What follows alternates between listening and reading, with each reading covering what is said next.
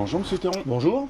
Quel regard portez-vous sur les orientations organisationnelles du parti proposées? Le texte cherche à renforcer l'efficacité politique du parti, notamment pour les échéances électorales à venir. C'est légitime, mais je crois qu'il faut toujours garder un principe simple. L'organisation politique doit rester utile aux gens et profondément ancrée dans le réel.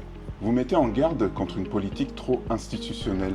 Oui, les élections sont importantes, mais elles ne doivent jamais devenir une fin en soi. Le risque, c'est une politique déconnectée des lieux de travail, des conflits sociaux et des réalités populaires.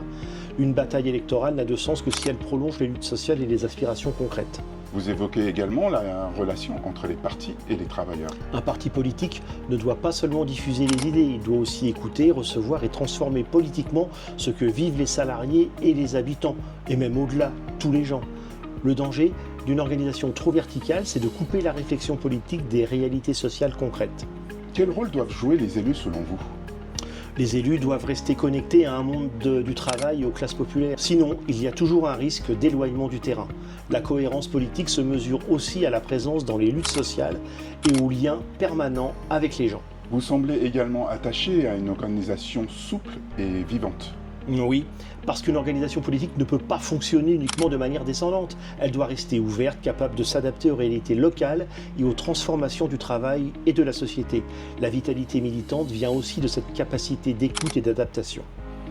Un mot sur la jeunesse? La jeunesse doit être abordée à partir de ses réalités concrètes. Précarité, logement, instabilité professionnelle, perte de sens. La formation politique ne peut pas être uniquement théorique. Elle doit aider à comprendre les rapports sociaux réels et les transformations du travail. Et enfin, sur la communication politique?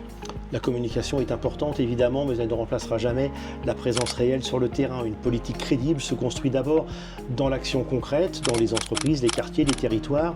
La communication doit d'abord traduire cette réalité, pas s'y substituer.